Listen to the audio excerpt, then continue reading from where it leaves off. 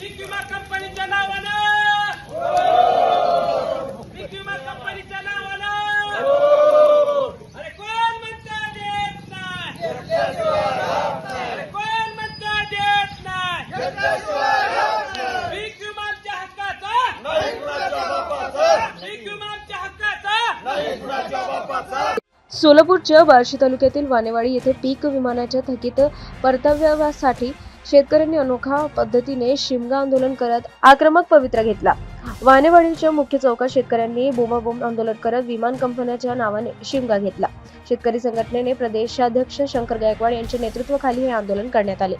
पीक विम्याचा परतावा देणे शक्य नसेल तरी योजनाच बंद करा अशी संतप्त मागणी शेतकऱ्यांनी केली। पीक विम्याऐवजी शेतकऱ्यांच्या खात्यावर थेट आर्थिक मदत जमा करावी अशी मागणी यावेळी करण्यात आली। खरीप आणि रबी हंगामासाठी प्रत्येक हेक्टरी 18,000 रुपये मदत देण्याची मागणी शेतकऱ्यांनी केली आहे। दरम्यान शेतकऱ्यांच्या मागणी तातडीने मान्य न झाल्यास विमा कंपन्या आणि सरकारविरोधात राज्यस्तरीय कार्यालयावर तीव्र आंदोलन छेडण्याचा इशारा शंकर गायकवाड यांनी दिला आहे। थकीत पीक विम्यामुळे शेतकऱ्यांमध्ये वाढत असंतोष या आंदोलनातून स्पष्ट झाला।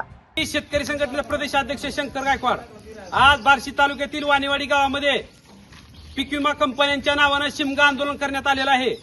मी या ठिकाणी सर्व पीक विमा कंपन्याला सांगू इच्छितो, तुम्ही शेतकऱ्यांचं खूप मोठी लूट केलेली आहे। तुमची जर चौकशी केली तर तुम्ही फक्त 10% शेतकऱ्यांना त्या ठिकाणी पैसा दिलेला नाही, इतका पैसा तुम्ही लुटलेला आहे।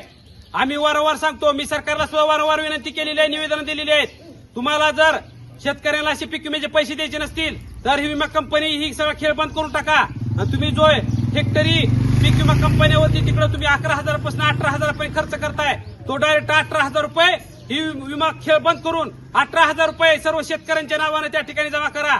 अन्यथा तुम्हाला जर हे कंपनी चालू ठेवायची असली, पीक विमा चालू ठेवायचा असला तर तात्काळ हे जी वगळलेली सर्व तालुके आहेत तात्काळ घेऊन सर्व शेतकऱ्यांना पीक विम्याचे पैसे द्या।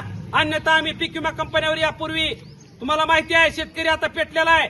आता पूर्वीसारखी लोक अशिक्षित राहिलेले नाहीत। या विमा कंपनीच्या सर्व मालकाला सांगू इच्छितो, अदानी असेल, अंबानी असेल किंवा कुठला टाटा बाटा मफतलाल रिलायन्स गोयंका गोल्लेर असेल, मी सर्वांना सांगू इच्छितो, पूर्वी अशिक्षित शेतकरी होते, तुम्ही लुटलेली त्यांना कळत नव्हतं, परंतु आता त्यांची लूट त्यांना कळलेली आहे।